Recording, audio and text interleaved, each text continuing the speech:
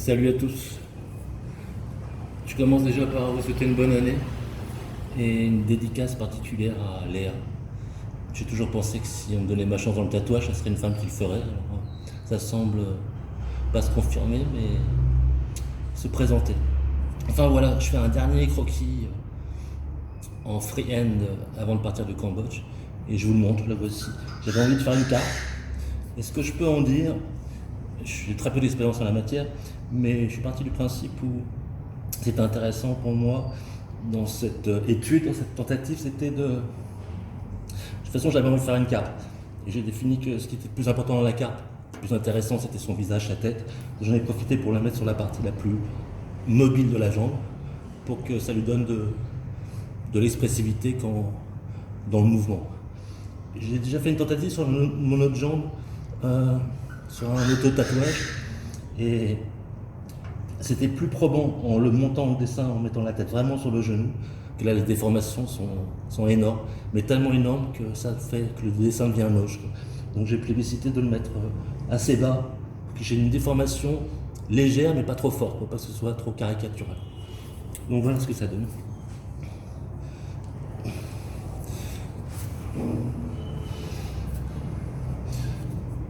Donc là, c'est pas travaillé, c'est pas ombré, etc. Mais il y aura un bon effet avec l'œil qui va s'ouvrir et se fermer.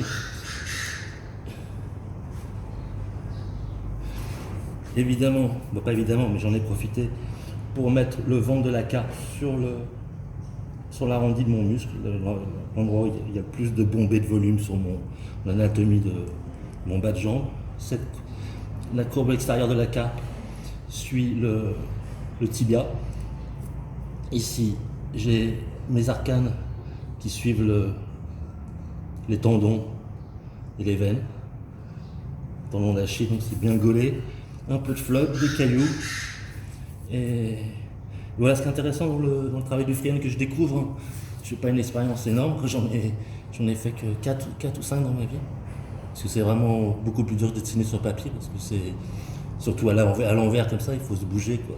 Il faut se contorsionner et c'est plus fatigant. Mais c'est beaucoup plus enrichissant. Et ce qui est intéressant de découvrir, deux choses, c'est que en dessinant directement sur le corps, tu ne suis pas du tout l'idée de ton dessin de base en fait. C'est que chaque trait il va être placé en fonction de comment il s'incorpore sur l'anatomie. Et j'en veux pour preuve que quand tu décalques après le dessin pour le retravailler plus finement, quoi, avec un film plastique, quand tu le décalques et que tu le déplies, le dessin il est presque faux, quoi. Parce qu'il a été conçu avec l'ellipse, avec le bombé du corps, et du coup une fois sorti, bon, ça, tout le monde le comprend, quoi, il y a une déformation. Et tout ça pour dire que quand tu fais un dessin que tu as préparé uniquement sur informatique, avec tes trucs Procreate ou sur papier, une fois qu'il est mis sur le galbe d'un corps, la géométrie du dessin est modifiée. Donc de le faire du freehand, ça ouvre ce champ, quoi. Après, il est toujours possible de faire des corrections sur informatique, d'isométrie, non, pas d'isométrie, de distorsion, pour le créer. Mais bon, c'est très difficile de le créer en fonction de tous les paramètres, qui est l'arête du tibia, le muscle qu'il a, les tendons. Et surtout, c'est un gain de temps. Parce que quand les mecs ils me disent ouais, si tu veux bosser en shop, il faut que tu t'achètes une tablette. Tout le monde peut dessiner sur tablette. Mais par contre, faire un travail comme ça, c'est pas forcément anodin. Voilà. Ok, voilà. En tout cas, c'est mon dernier, je vais le passer un peu.